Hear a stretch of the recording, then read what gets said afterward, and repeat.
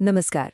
कभी ये सवाल मन में आया है कि आईने में जो चेहरा दिखता है उसके पीछे असल में कौन है?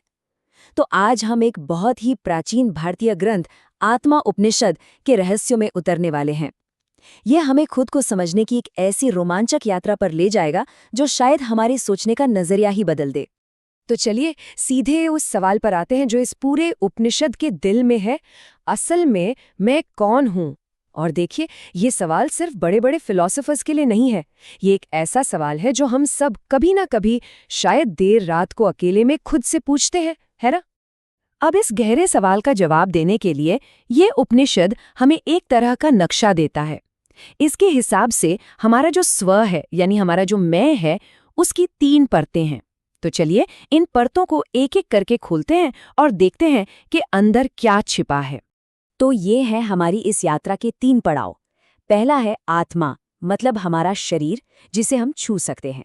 दूसरा है अंतरात्मा, ये हमारे अंदर का वो मैं है जो सोचता है, महसूस करता है, सपने देखता है। और फिर तीसरा है परमात्मा, जो इन दोनों से कहीं ज्यादा गहरा और परे है।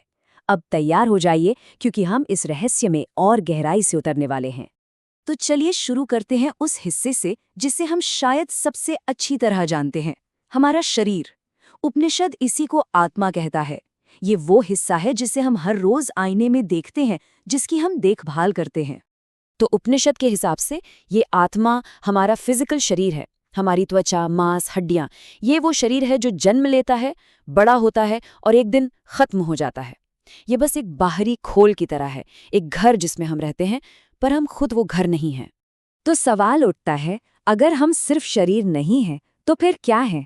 चलिए शरीर से एक कदम और अंदर चलते हैं और उस हिस्से को समझते हैं जो असल में इस दुनिया को एक्सपीरियंस करता है।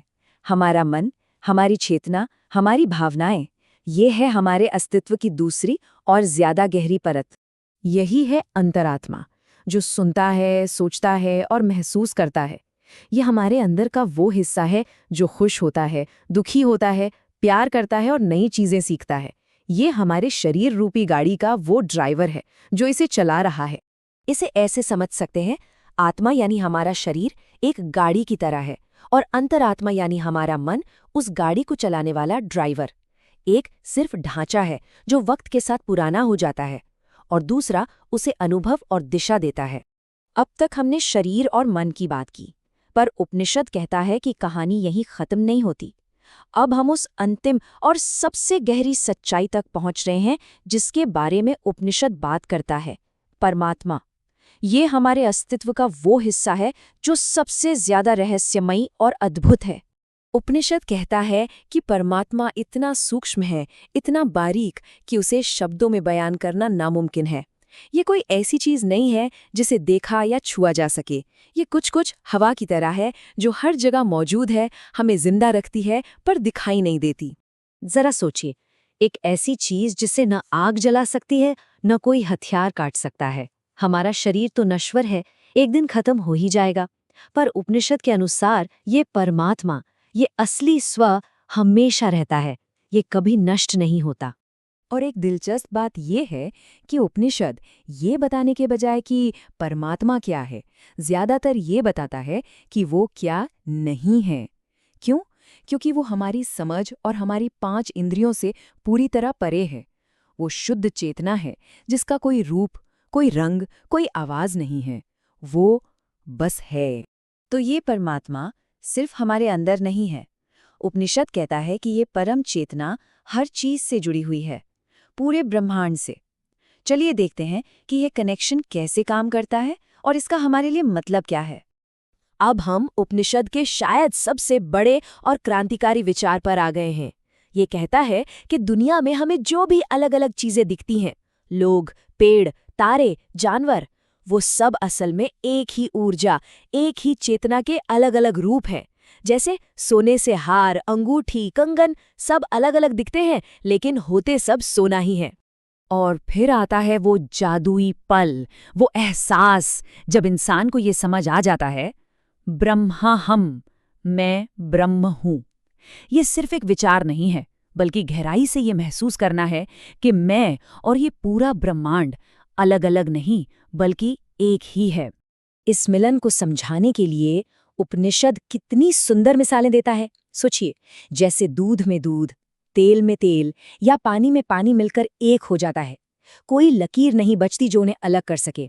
ठीक वैसे ही ज्ञानी व्यक्ति उस परम चेतना में विलीन हो जाता है, कोई अलगाव नहीं बचता। तो सवाल ये है कि अगर कोई इस सच्चाई को जान ले तो उसकी जिंदगी असल में कैसी होती है? क्या वो पहाड़ों पर चला जाता है? वो कैसा महसूस करता है? चलिए देखते हैं कि उपनिषद एक मुक्त इंसान के बारे में क्या कहता है। हाँ, ये थोड़ा विरोधाभासी लग सकता है। एक मुक्त व्यक्ति दुनिया में सब कुछ करता है, लेकिन किसी भी चीज से बंधता नहीं है। वो एक एक्टर की तरह है जो मंच पर अपना किरदार पूरी शिद्दत से निभाता है, पर पर्दे के पीछे वो जानता है कि असल में वो कोई और है। वो जिंदगी के खेल में हिस्सा तो लेता है, पर हार जीत से परे रहता है। ये मिसाल कितनी शक्तिशाली है। जैसे सांप अपनी पुरानी चमड़ी, अपनी केंचली को उतार फेंकता है और आगे बढ़ जाता है, वैसे ही ज्ञानी व्यक्ति अपने शरीर से अपनी पहचान को अलग कर देता है। शरीर रहता है, पर मैं शरीर हूं, ये भाव हमेशा के लिए चला जाता है। और अब इस कहानी में एक आखिरी और सबसे बड़ा मोड़ आता है। उपनिषद कहता है कि ये जो बंधन और मुक्ति की पूरी बात है, ये खुद भी एक भ्रम है। ठीक वैसे ही जैसे अंधेरे में पड़ी रस्सी को सांप समझ लेना। असल में न कोई सांप था और न ही उससे आजाद होने की जरूरत थी।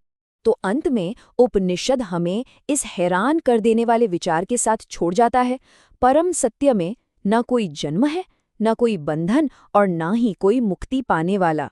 सब कुछ बस वैसा है जैसा है। ये हमारी आज़ादी और मतलब की पूरी खोज पर ही एक सवालिया निशान लगा देता है। सोचने वाली बात है ना?